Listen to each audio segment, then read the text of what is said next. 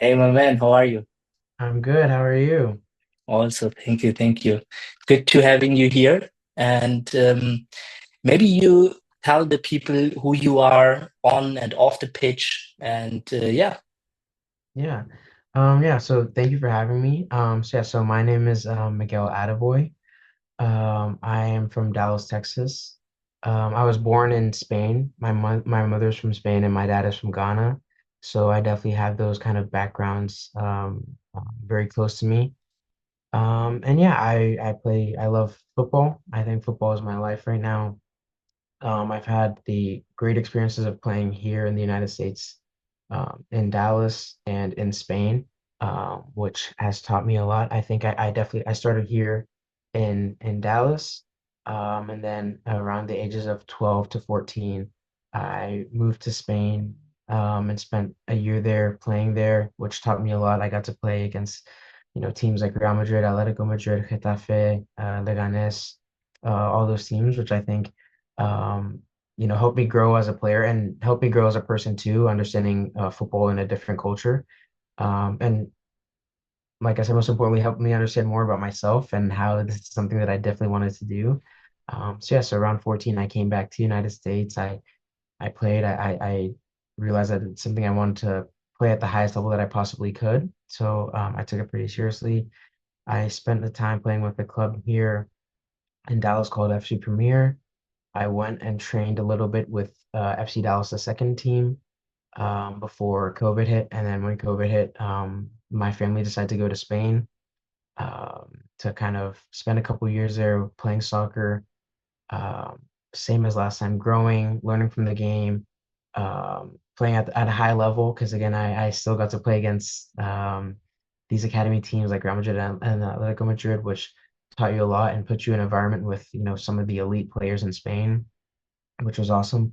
Which is when I got an offer from the University of Virginia. So I took the offer. It was a very strong school with good academics too, which is something that I very much enjoyed. So yeah, I just finished my third year at Virginia. I'm about to enter my last year at Virginia. So I've had a good time. Um, and yeah, I do a lot of on and off the field at Virginia. Like I said, I'm on the soccer team. I'm an athlete, but I'm also very involved in the community. So I am the chief operations officer of a club called Run Charlottesville, which is we put on track clinics for kids in the Charlottesville area. And so I run the operations for that. Um, I am also the in the finance committee for a club called Bees, which is the Black Economic Empowerment Society, which is we connect financial literacy with to the Black community in Charlottesville, which I think is very important.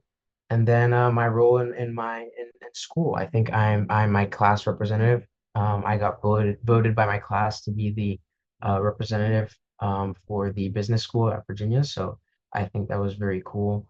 So yeah, I do a lot on and off the field. I enjoy my time. I definitely find my main passion is football.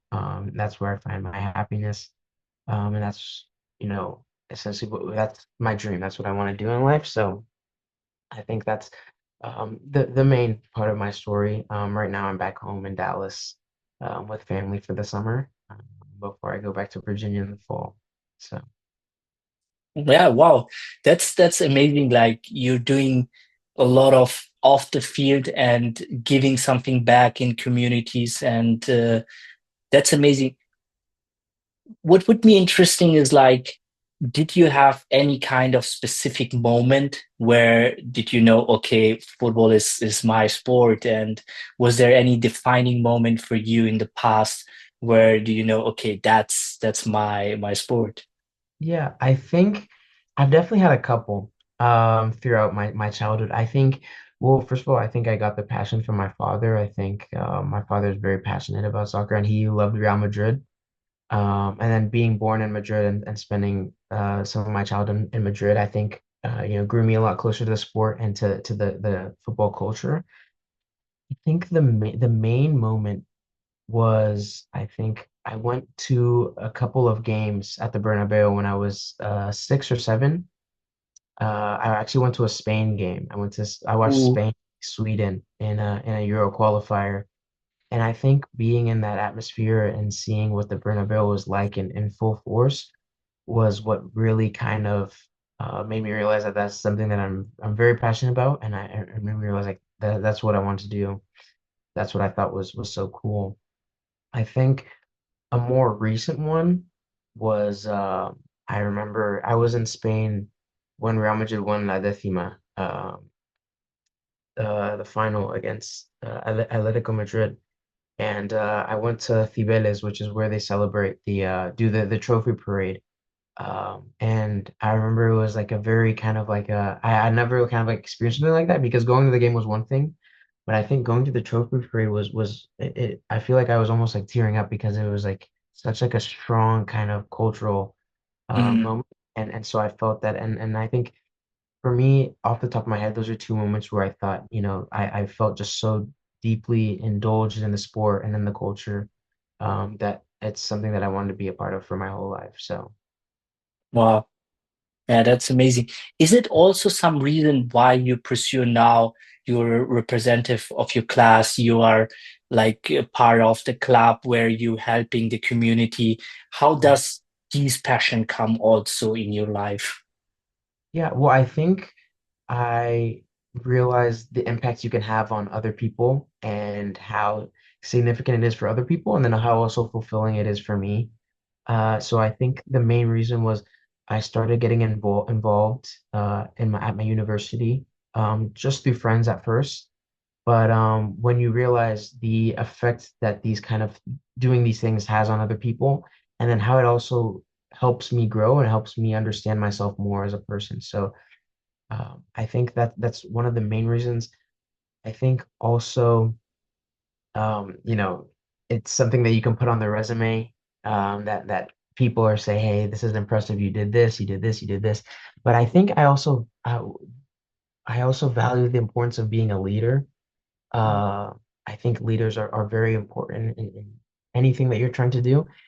And I think the empathy and emotional intelligence it takes to be a leader is something that not everyone has, which I feel like I have, which is why I feel like I can give back Mm, um, to so many people, which is, understanding what people are trying to do and then bringing people together to, come to one purpose or one goal. So I think those are the main things that made me want to kind of give back, which, like I said, I realized as I did it more and more, the effects of leadership on a community, the effects of giving back, the effects of empathy on a community, and how those help me understand myself more and how those help me grow. So I think those are the main mm. factors for deciding to be more involved with the community. Yeah. Yeah, that's powerful. Would you say that like your ability to being a leader and also like having the empathy to understand like let's say different cultures also because you grow like also in a different culture and then move to America then back like how does transition make you a better leader also. Yeah. So 100%. And I wrote my college essay about this, about how having a multicultural background kind of helps you understand people more because it from the get-go you understand that what people do here may not be what people do there. So and it's not because one is better than the other, it's just because they're different. And so once you understand those differences, it's easier to bring people together and it's easier to kind of live in both cultures. So I would say that that definitely has helped me, be a leader. I think because as a kid, even when living here, I went back to Spain every summer, right? Seeing those cultural differences, um, it helps you understand people better, and it Mm, helps you understand why people do the things they do, which I think for me has helped me in becoming more of a leader, and taking on leadership responsibilities because um, you feel like you understand that not everyone is doing something for the same reason, but mm. once you understand that, it's like I said, it's easier to bring them together, to kind of help them understand each other and come towards one goal. Yeah, like I understand you fully because like for me also I was like born in Pakistan, moved to Germany, understood, okay, there's two kind of different cultures, and you Mhm. have to somehow like develop your life there.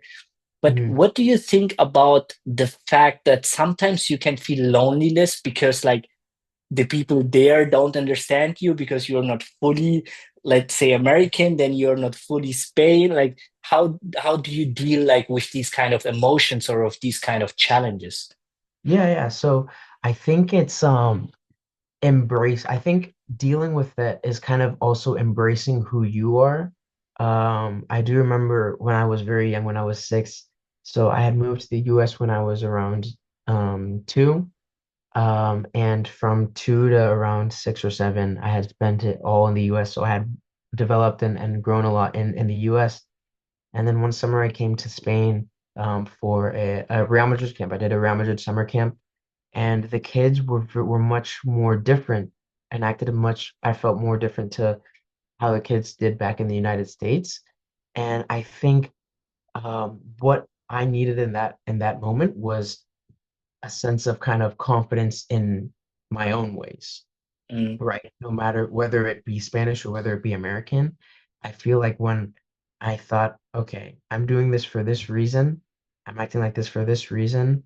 So no matter what anyone says to me, I think I feel like I'm doing the right thing. And I think that's what kind of helped me um uh kind of embrace the differences between mm, other kids and stopped making you feel as lonely as outcast in a way. mm, And I think sometimes, especially in younger kids, but across all ages, once someone else sees you embrace yourself or what you're doing, although it may be different, they may stop kind of judging you as harshly or mm, almost like seeing you as an outcast, you know? So mm, I think once I started becoming comfortable in who I am, I think uh, that's when the loneliness, the term like loneliness, started, going away.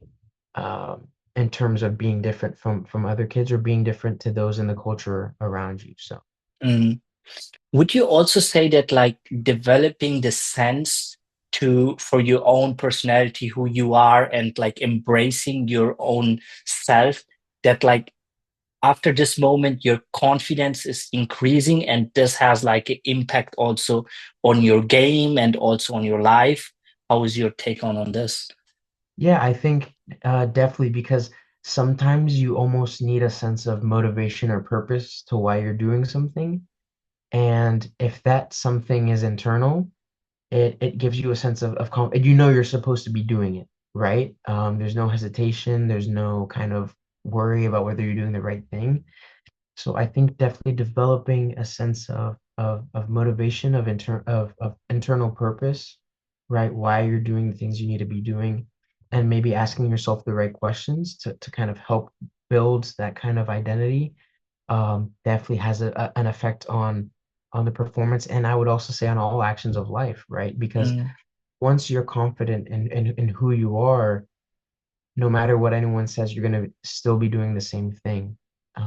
So I think definitely building up an identity, a purpose, and motivation, um, I think have an effect on what you're doing, and especially performance wise, I would almost say that it helps you kind of be fearless mm, because you're here to do something and no one else no one else's actions and no one else's words now feel like they can affect what you want to do.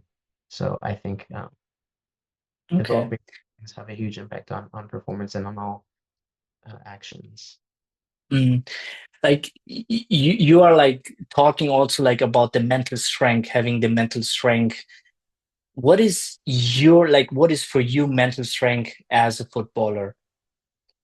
Yeah, so for me, mental strength is a combination of resilience, discipline, consistency, and almost like emotional being able to control those emotions. I think First of all, mental strength kind of signifies doing something when you don't want to do it, or doing something whenever there's something going on against you, right? Mm, The that mindset, that resilience to bounce back stronger. There's a quote that I always like to think about, which is, life is not about what happens to you, but it's about how you react, which mm, I think is huge, because it's very true. So no matter what happens to you, how you react is what determines the outcome. It determines your mental health. It determines, where you are. So I think that is kind of what I think about when I think about mental strength, is the ability to react and to continue to do things when things don't always go your way. Or so yeah, I think the first thing that I like to think about when it comes to mental strength is reaction, because I think how you react to things is the most important when things are going right and when things are going wrong. So mm. What do you say? How important is like, let's say, mental training for footballers? How like is it important? Does footballers have to work on it? yeah, I think it's one of the most important things that you can work on as a footballer, because it has, for me, I think it has one of the biggest effects on performance. I think no matter what kind of ability or talent or quality you have on the ball or on the pitch, you won't be able to really fulfill all of that unless you're there up here. And unfortunately, it's not something that everyone is kind of, born with. Some people are naturally born with confidence, but everyone has the ability to work on it. So I think it is one of the most, if not the most important thing, because once again, um, you can have the physical stuff, right? But the physical stuff is not going to be fulfilled without the mental side. So I think, and there's a lot of different facets to that. And like I said, unfortunately, a lot of people don't realize that they have to work on on their mental side, which is where I feel like a lot of people fall short Mm, of fulfilling their full potential. yeah. Like since we worked like over the last month on the mental side, how has your mindset changed like since we started working together? Well, in multiple different ways. I think the first and most obvious one is that you can improve every single aspect, right? It's not just nerves, or maybe like self-talk, but I think every aspect. And if you try and improve every aspect, it kind of it pushes you as a whole forward, on the field and off the field. I think I've the main thing that I've learned is the importance of confidence and almost believing in yourself, because without that you're not going to get anywhere. And then that there's little tricks that then, and also I think that training the mental side is not too hard, as long as you're consistent and you stay disciplined, and it's something that you hold yourself accountable to. It's something that everyone can grow in. And I think another thing that's also funny is, once you start learning to improve those things, sometimes you see the kind of issues with other people and their Mm, kind of um, uh, mental game, right? And it helps you understand yourself more. So I think those, apart from the specific things for the importance of self-talk, how you approach kind of results, being more task oriented, I think was one of the main things that helped me and that I've, learned to understand. And then lastly, obviously the um, connection between the actual science, the nervous system, and the physiological mm, aspect when it comes to breathing or meditating or actual visualization, and the actual physiological effects that those have on your brain and your nervous system and your mm. body that help you perform. So, Okay, nice. Can you share maybe a moment where do you like understood, oh, that's a different. Like, where did you understood, okay, my mindset is different approaching this situation after Mhm. our training?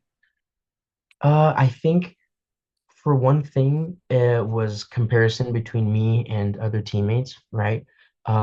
In terms of at one point, I had teammates that I thought were very good and I thought were better than me, and I almost let that take control of me in games and practices because I thought, okay, they're so good. There's a reason why they should be better than me, right? And some kind of if we had like a 50-50 with them and they won the duel, I'd say it's okay because they're better than me, right? And so I think kind of shifting that mindset and saying, yes, they are good at that, but that is something that I can work on to be as good or better than them. And I have my own assets, which I think I'm very strong in. So I think kind of shifting the mindset of not necessarily completely stopping the comparison, but thinking of everything as something that you can work on and become good at, and not thinking of it as like oh, I'm here, so I have to stay here.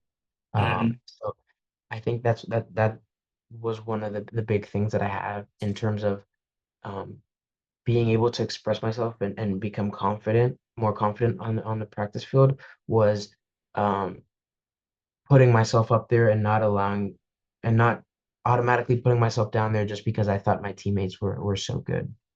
Mm. Yeah, that's powerful for also for other players, because if they listen to this, like it gives them like, okay, you have to take the responsibility for yourself, Mhm. and you see the potential of growth, not like, okay, it's like this and it will stay like this, and Yeah. also seeing your own ability and say like, all right, maybe he's good in this, but like I'm good at this, and it's not like black and white, it's Yeah. mixed. Yeah. Yeah. Yeah. Really nice. Do you have any mental routines you keep doing during the day? How do you be consistent and disciplined during your trainings? Mhm. Well, I think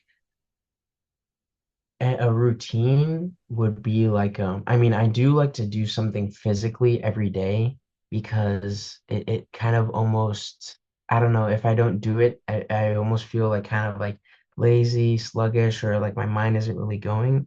So I like to usually go to the gym, whether it's like recovery or whether it's an actual session. I do like to do something. I think I like to wear this like this bracelet too. I think I really liked the conversation we had about the anchoring of almost like something as a reminder, and I realized that you can use it on and off the field. Of you have something of a reminder. Okay, this is represents my responsibilities, right? What do I need to take care of today? Mm, What do I want to do today? So, I think that's another thing. And then other than that, obviously meditation, which honestly, I don't do every day, probably, 3 or 4 times a week, I would say. mm. Um, it's so funny how it just totally makes you kind of recenter where you are, especially in a day where like a lot's been going on. You really can step back and say, okay, this happened. But I think off the top of my head, those are like the main kind of mental routines that I would say I do on like a daily basis. So, Yeah. Yeah, that's like regarding meditation, it's like for me also, like when I do it, like it's recentered directly where you are right now. And it's funny because like I'm doing it over years, but like it's not something it goes easy. Like it mhm, depends on the situation, how do you feel? And then like it's sometimes very hard to do it because like your minds are going right, left, up, down, and like you have to center yourself. But after you do it, it's like, oh, it's I'm now here, and like mhm, that's really good. yeah. Do you have any advices for younger players? They are starting right now, and what would you tell them? For younger players, I think first of all, and most importantly, understanding that the importance of the mental aspect of the game. And if you approach every problem as if you look at every problem and look internally first, and think about how you can improve it or grow it, I think that is the one of the best solutions to solve almost anything in life because and not just on the field, but and which it helps on the field, but everything. If you look, okay, how can I internally fix this? Like you said before, any people like to change the stuff around them, but sometimes when you take a good hard look inside, it's so much easier to change um, yourself and everything around you. So I would say realize the importance of the mental game, right? Mm, And realize how you can improve every single aspect of it, how you can train every single aspect of it, and you'll see, immense differences in your performance and even in your perspective on life, I think. But if you don't kind of train that I almost sometimes think about it, if I don't kind of train my mental side, I will never really fulfill what my whole potential. So I think, yeah, realizing the importance of the mental game and then work on your confidence, I think is mm, something that I wish I knew 5, 6 years ago. mm. Who inspires you, like as an athlete and as a person? As an athlete, as an athlete, I think my dad inspires me a lot. He played professionally too in a couple of countries, so I think he kind of inspired me, like my passion for football Mm, and inspired I think as a person, both my parents inspired me in terms of their drive, their discipline, their consistency, and then also I think from my mom, I think is where I got a lot of the empathy from in mm, terms of understanding other people. I think, and I kind of started off as a person first.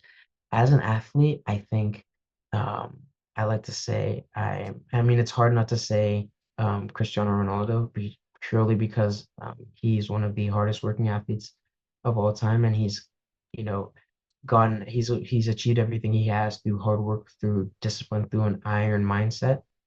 But other than that, I think a player like Bellingham, mm, um, who is just so brave and confident on the field. And even at the age of 18, 19, no matter who mm. he was against, I think he really imposed himself as a player. And the consistency which he has shown just shows the effects of his confidence, of his mindset, of his work ethic, and of his attitude.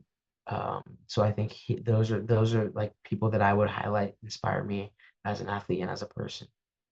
Okay, yeah, that's nice. Now I want to do with you like a quick fire round. I will Okay, ask you some question and you are giving fast answers, right? okay, sounds good.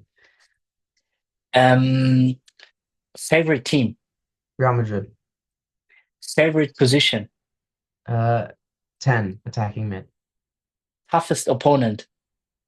toughest opponent, Real Madrid that I've played against. Yeah, you played Yeah, against. Real Madrid, Real Madrid.